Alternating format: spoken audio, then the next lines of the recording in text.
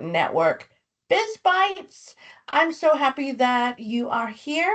And for those of you who are registered and are watching the recording, welcome.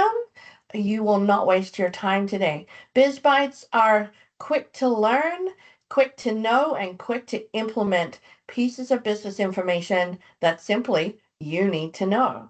And so I'm super excited to be here. My name is Michelle McFadden. I am the Business Development Advisor through RBSN. And I always say I'm the good four-letter F word. RBSN services are free, FREE. They are your grant subsidized service to help your business grow and thrive. And I'm here with one of my valued partners, um, Beth Fisher from the Business Development Bank of Canada, or BDC, as we all love our acronyms. And I've had Beth come and do a BizBite for me last year, and it was phenomenal. She knocked it out of the park. So when I was looking for someone to showcase really how do you plug the leaks of profitability in your business, Beth was the first person I called. So thank you so much for being here, Beth. I'm going to let you take the microphone and lead us into this great presentation. Sure, you're very welcome. And I let a few people in while you were doing your introduction there. Perfect. Thank you. We do have a message coming up about somebody not being able to hear. I'll let you. Rebecca. I'll now Doug is on the line too. Doug, can you hear me? If you can just turn on your video for me. Yes, I can hear you fine. Oh, perfect. Okay, Okay. thank you. Okay, perfect. And we can hear me too. Perfect. So let's get started. Just to remind what today, we want to look at where did the profit go? So how cash flow, margins, pricing fixes, everything that a small business needs to know.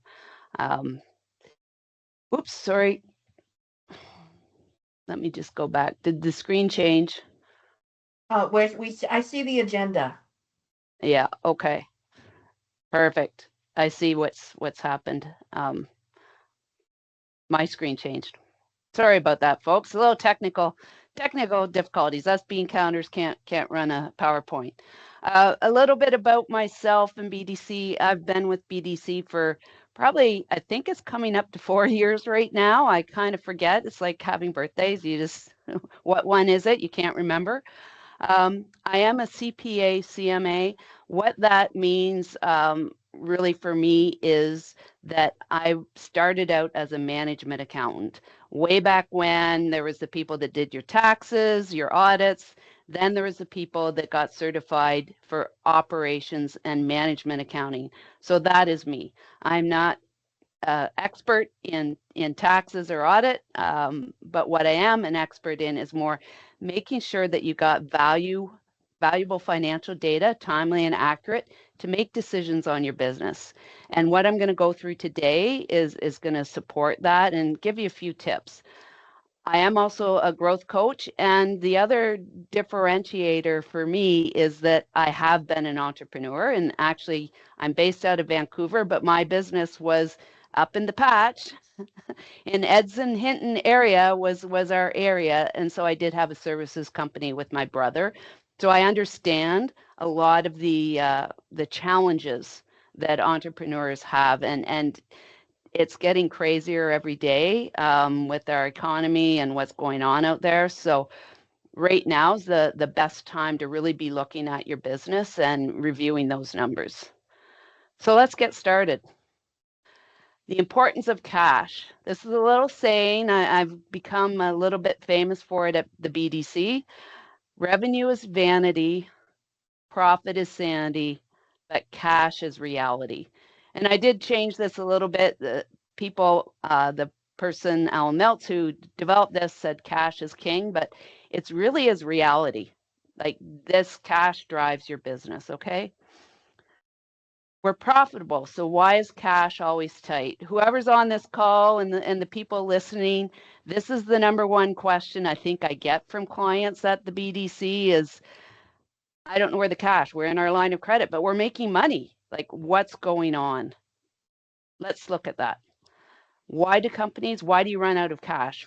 First, long cash conversion cycles. Number 2, inadequate working capital. And number 3, thin margins. And don't worry, you are going to get a copy of this presentation through Michelle, but we're going to go into all of these because I know that's a lot of jargon. Cash conversion cycle and working capital. What is the cash conversion cycle? And you may have heard this, your bankers may have talked about it, but typically for any business, and I'm going to just make this simple because we can think about a retail business, it is the time it takes from having the inventory brought in, sitting on a shelf or a rack, plus then you sell it, then the number of days it takes to collect, especially if you're selling to people on account. So you've got a business, whether it's supplying plumbers, by the time they pay you, less, so it's subtracting the number of days you take to pay your suppliers. So it is a formula, I've shown it here, but the goal is to decrease that cash conversion cycle. And I'll show you what that looks like here. And this little example, you're going to see at the end where it's significant. This was working with a client. What we did was try and get the number of days of inventory sitting on that shelf from 75 down to 60. And one of my other favorite sayings is inventory is just cash on a shelf, right? So it's not product, that's cash sitting there, okay? The number of days, I think the receivables is an easier concept. Taking it from the people who pay you in 60 days and changing the terms or doing something different so you can get paid quicker. Then the supplier, this is where you have to be tricky or like think about this with your supplier and your relationships. Negotiating good terms like the number of days, but you don't want to damage that relationship by just not paying them because then they might cut you off. But having very good faith, trusting conversations with them and getting terms that work for you. So our goal here with this client was bringing it from 100 days down to 65 days. Now, a services business, the difference here is you have to cover payroll, overhead, and you might not be able to invoice that client until there's some milestone that was met. So that's where instead of inventory, you've got that days to execute on whatever that service is that you're delivering. So that's just about the cash conversion cycle, and you'll see where it becomes important. Working capital. If you're not familiar with this term, your bankers know this. They use this term a lot. So working capital is your current assets less your current liabilities. And to understand, this is now we're managing your balance sheet, which often gets forgotten, okay? Current assets are anything that you can turn easily to cash within 12 months. So it's cash in the bank, your receivables, and your inventory are usually current assets. Your equipment and all that, that's long-term assets because you're not converting that to cash.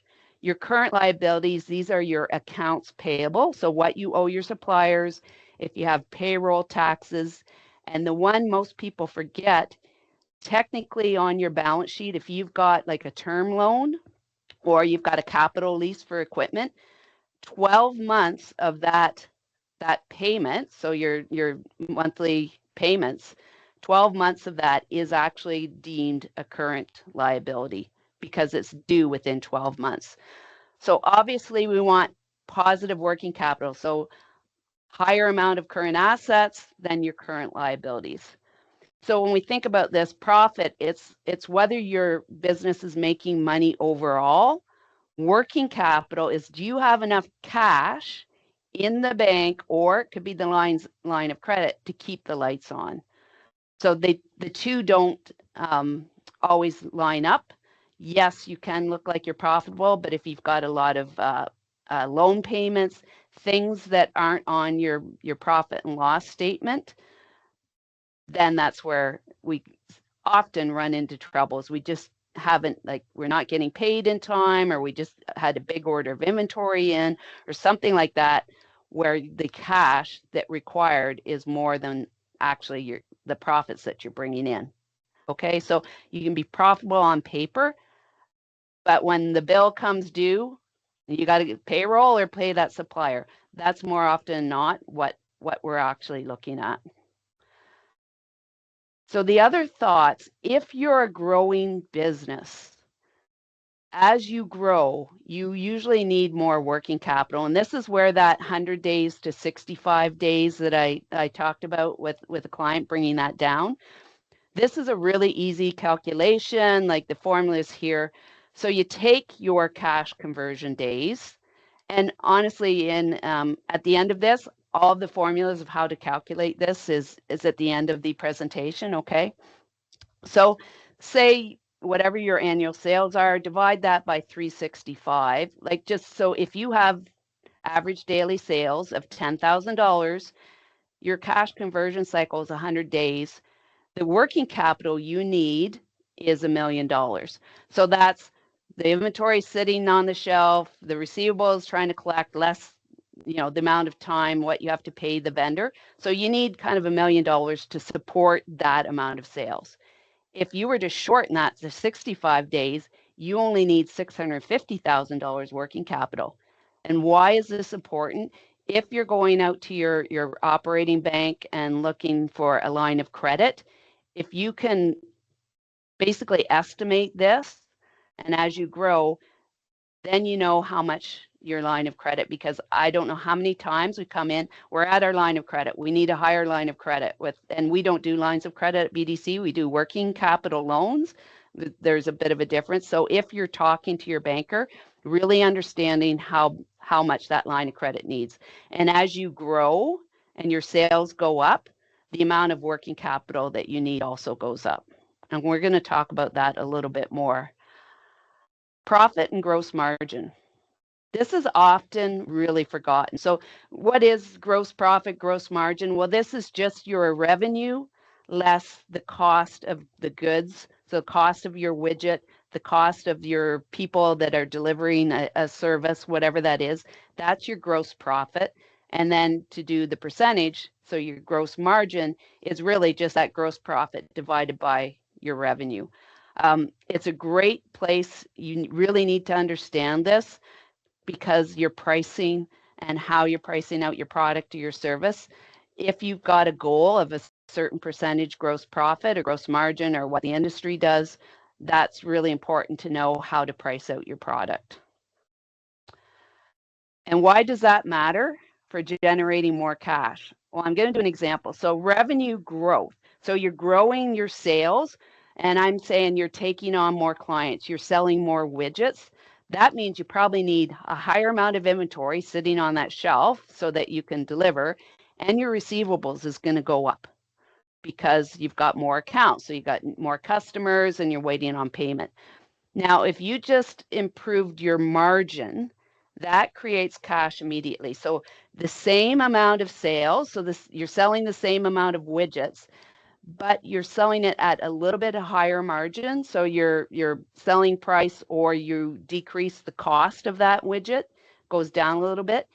That you don't need any extra inventory. It's the same amount. And the receivables, it's no longer a wait to get paid, the money tied up in receivables. It's the same customer that you're actually trying to collect. So this is why companies, you can grow sales and still be cash constrained. But if you do improve your margins, it's not as big of a drain on your cash. Yes, Michelle. Hi, I had a quick question that just popped into my head. So, how do we convert this to a service-based industry versus someone that has inventory? I know we have a couple of service providers in the room that perhaps Right. if you can share about that. Yeah, so on the margins on the service industry, say you charge, I'm just throwing this out, say you charge $75 an hour for your team. We all know the team, you can't cut somebody's salary. So either put it up by just even a small amount, 1%. So instead of, $75, you put it up to now $80. And or is there efficiencies in what you're doing, the service you're providing, that you can do more with less? Right now, obviously, the big talk is, I don't want to just throw out the words AI. I'd prefer to say technology. Is there processes you can change so that you're delivering more efficiently. That's where you could do it as a service company. So can we now get 5 jobs done, whereas before it took us, we could only get 4 jobs done in a day. So it's something around efficiencies when it's a service company for sure, because your hourly rates or salaries are not going to decrease. If anything, those always go up. It always helps to look at overhead too, and I will show that. So this is what I was just saying, just a 1% price increase. 100% of that 1% goes to cash and profit. This is that direct cost reduction. So efficiencies, if you can get better terms with your suppliers, you have to be careful that they don't make you then buy 5 truckloads of inventory for those special terms, because that defeats the purpose. Then always be looking at overhead. That's not in your margin, but it's always on bottom line when we're looking at overall business. Is there anything in the overhead reduction that you can do? So revenue growth, it can use cash first if you're having the higher inventories, higher receivables, but margin improvement does create cash first. Okay. And I'm just looking at time, so I want to make sure that we get into this. So let's look at areas where margins disappear, okay? 5, these are just examples, everyone. 5, so price set, never revisited. How many of you haven't changed your prices for over 3 years? Yes, Michelle, I think see your names up. Sorry, I just have a question or a comment or question in the chat from Rebecca. She says she has a service-based business. Her employees are paid a percentage, so slightly different looking at the P&L changes with increases in pricing. So Rebecca, I'm not too sure if you want to turn your mic on and video and ask that question.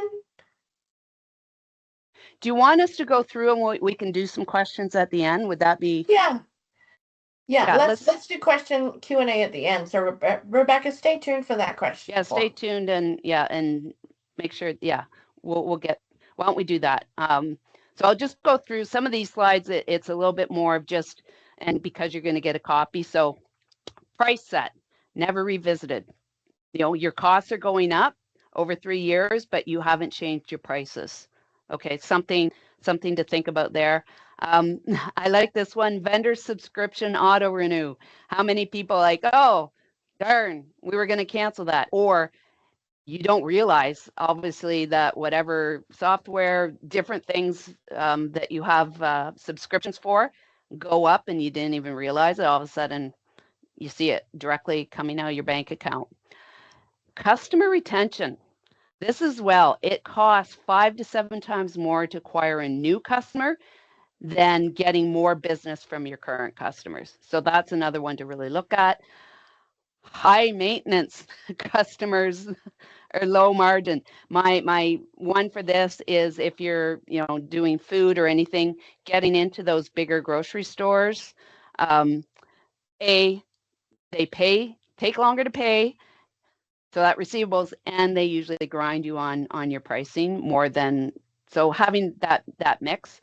Then this on that service side, that scope creep or unbilled work. So making your processes really solid and making sure, like if you set a price for the job and something goes wrong, efficiency, on your side, that can be a scope creep. Okay, so again, hidden ways, small business where we bleed profit, invoicing failures or something, or mistakes on invoice, that'll delay payment. Uncontrolled discounts, are you really on top? Is your team giving discounts that you're not aware of? So having maybe a minimum, maximum, what's approval need. Of course, weak collections, not following up on receivables. Supplier overpayments, like let's make sure you keep going back to your suppliers and renegotiating prices. Then payroll drift, this is a big one. Having it set up, like where's that balance of paying some overtime just for those little wee peak periods versus, what are, again, some efficiencies? Why are we needing to pay the overtime? Sometimes you have to do it, but let's make sure that we're on top of that. Pricing mistakes, again, Pricing based on competitors, I call that the race to the bottom. Their costs are not your costs. So saying, oh, well, so-and-so down the street, this is their price. What's your differentiator? I want to think, how can you vet that higher price because you offer a better service or something a little bit different, okay? Hidden costs, anybody that does have inventory, make sure bank fees like FX, like what we call is the landed cost, delivery, packaging, shipping, making sure that you've got all of the costs to get that inventory in the door is reflected and you understand that and you're including that there. Same markup for all products. That this fear-based pricing, customers are complaining. We don't want to see that, and this is where we are our differentiator. So what else can you do to make your customers happy and still keep the pricing that you need? Again, I think I hit this on the other one, not reviewing your prices, cost change, and then that over discounting often comes up. We bought too much of this and then having to fire sale, or things aren't busy, so you're doing whatever, like discounting your prices. Just be careful of it. Doesn't mean they can't do it, just be careful. Fixing your price. So think about this as far as, step 1 through 4, know your real costs, like maybe pull 3 of your highest products or your services and really make sure you understand the cost to deliver. What are your direct costs? This is something we help clients with a lot, is what we call it moving above the line. So if there's payroll and stuff that's down in operating expenses that really should be above the line, or supplies, things, parts that should be going in there, and think about the fact that you might have widget machines, you might have equipment that you're using. That actually costs, even though you don't see it, because you're not paying it out, you are paying maybe, for that equipment, or you paid it through amortization. But really understanding what it costs to deliver your product or service. Segment your pricing. Not all customers are the same. Doesn't mean you have to charge each customer the same price for the same product or service. So really think about different segments or revenue channels. Not that set and forget. I think I'm honing in on this one. You need to keep pricing and even looking at it quarterly. Where are we at? What's changed? Because we know on the supply side, things are changing all the time, right? And then price confidently. So a 5 to 10 increase in price, like if you do that clear value, it can be well received. So don't be afraid. And I said, even a 1% price helps. And I'll show you why that. This next slide usually blows people away, but it is a formula and calculation. So what can we do? This is where I talked about that cash conversion cycle. So this is it's a real live example, and this is a point in time if you look at a year. So this is like a year. So we changed the receivables from collecting in 50 days to 40 days on $3.7 million up. That's a higher good revenue. The source of cash that brings in is a little over 100K. Increasing your payables days only by 4 days brought in a small amount, 30. This was bigger. Inventory, increasing the turns or the number, or decreasing the days, another 100K. And look at this one though, your margin. You increased your margin or your pricing, so that efficiency, whatever it is, or your cost by 3%, it's over 100K. Overall, we've generated 350K just by really being on top of your cash and your working capital and your margins. So revenue vanity, profit sanity, cash is reality. I'm going to end it there. There's questions. This is the appendix that you'll get a PDF.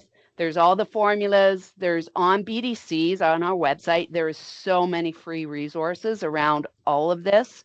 So I just kind of highlighted where you can find those. So I know we do have a question, and I see we've got about 5 minutes left. Well, I think too, Beth, because we have such a small crowd, that if everybody who's on the call if you want to unmute and Yeah. if you're able to turn on your camera, we'd love to see you. But this is the time to pick Beth's brain. She's here for 5 minutes, and you don't get in front of these high-end business advisors very often. So let's talk about your business. Now, I want to note that we are recording, so it will be sent out. So I want to have you keep that in mind when you're asking your questions. But please feel free to, let's have that group conversation that is so powerful. Rebecca, would you like to lead us? Sure. Mine wasn't really a question. It was more just a comment, like, because you had said, like, in service-based, if you increase it, it goes 100% to profits, but not if you're paying employees a percentage.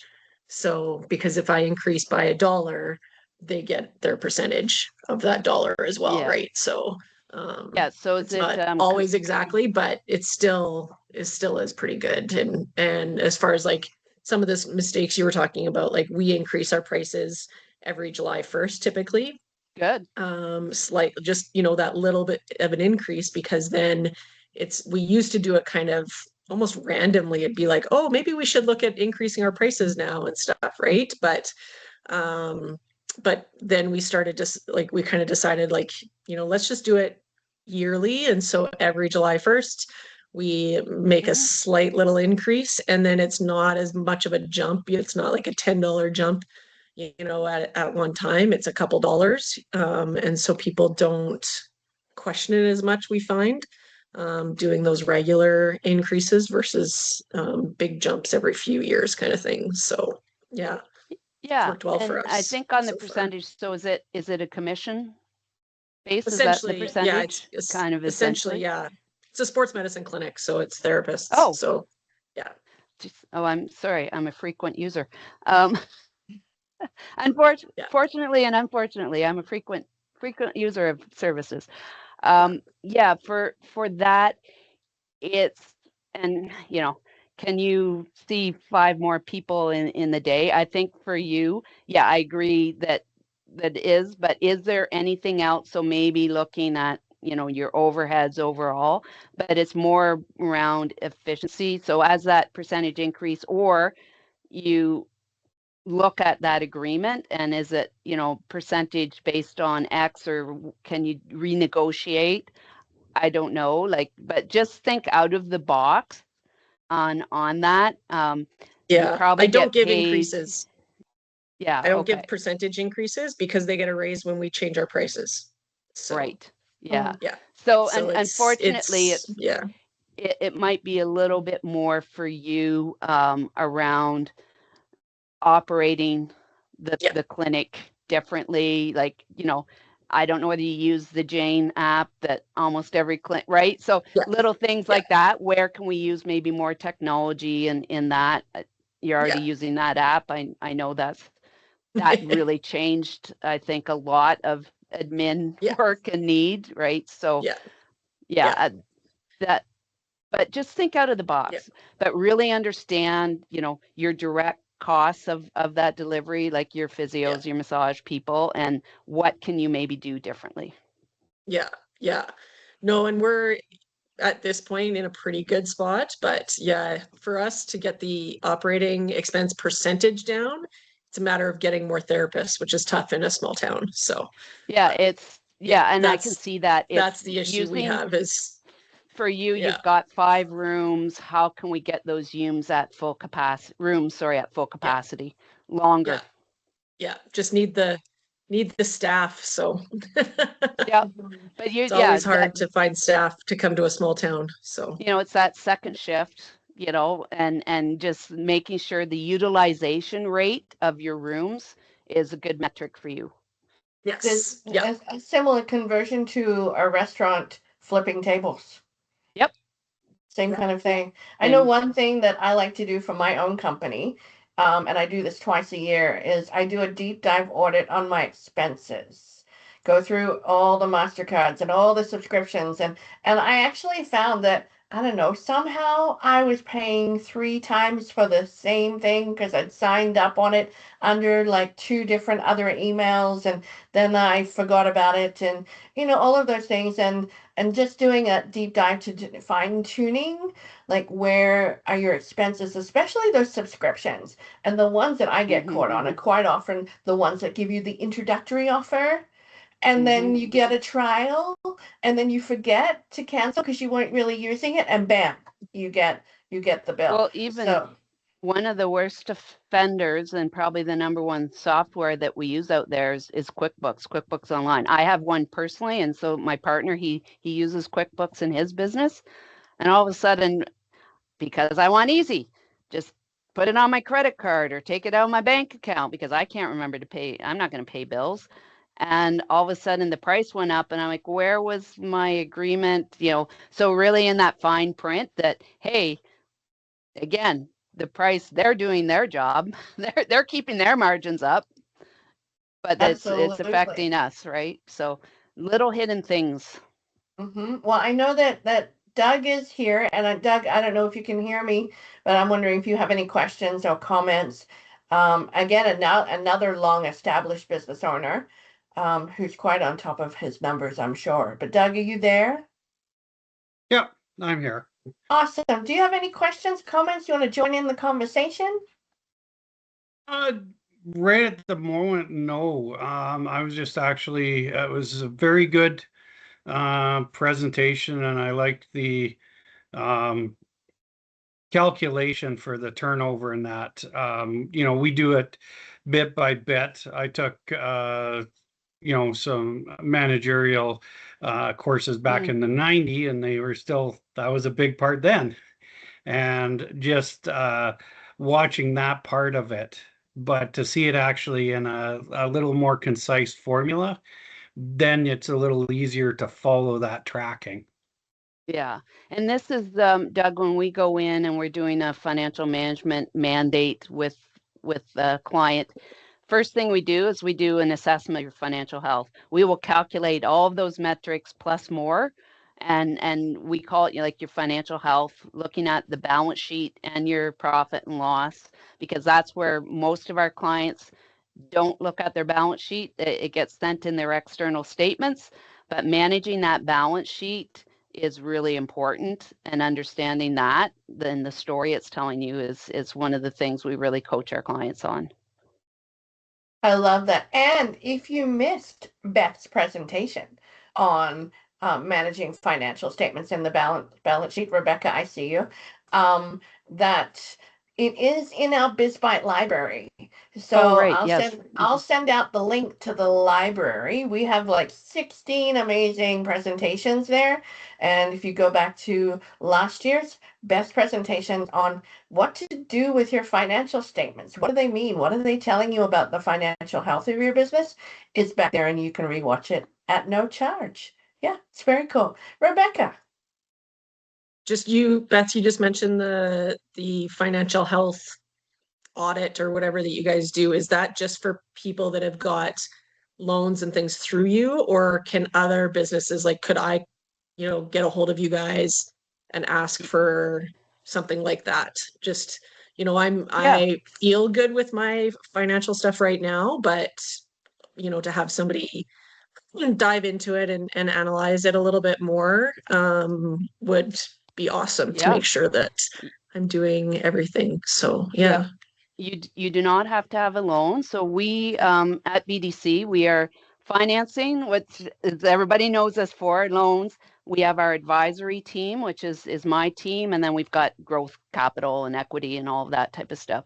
No, we've got for small business, we got financial management for small business. That's a set program. And then we've got a financial management essentials, which gets into it a little bit deeper. So it would actually go, I believe at Olds, Michelle, you can say, I think it would be Shannon out of our Red Deer branch would be your local, and we could get you in touch with Shannon to follow up on that, and he can explain to you, what's available out there from advisory, but you do not have to have a loan. Yeah. Absolutely, Thanks. Rebecca. I can do an email introduction to Shannon. He's a great guy. Sounds Great, good. great part of our team. Okay, Yeah. awesome. Thanks. Okay, well, if that's the end of our Q&A, we are right on time, Beth. Look at us go. I know. So, for those of Perfect. you who are watching this recording, if you have any questions, you can reach out to me at rbsn at mmcfadden@rbsn.ca. You'll have my email that along with the recording. And don't forget the library. Wow, there's a lot of experts waiting to provide exceptional business information to you in the BizBite library. So, when you have a rainy day like we've been having lately in central Alberta, and you have a quick 20 to 30 minutes to say, oh, you know what, I think I want to learn a little bit, then we have the library at your fingertips, and it's at no cost. So these experts are coming to you courtesy of RBSN at absolutely no cost. So, Beth, thank you so You're much welcome. for being here today and presenting yet again. And I will be wrangling Shannon to have even more of Beth Fisher time because she's amazing. So, with that said, we're going to wrap up the presentation. And if you, like I said, if you have any questions about what RBSN offers you and your business to scale and grow in Central Alberta, you can absolutely email me and we can book a free conversation. No strings attached. I'm the good four-letter F word. So with that said, I'm going to let everybody say goodbye. Great. Thanks, everyone.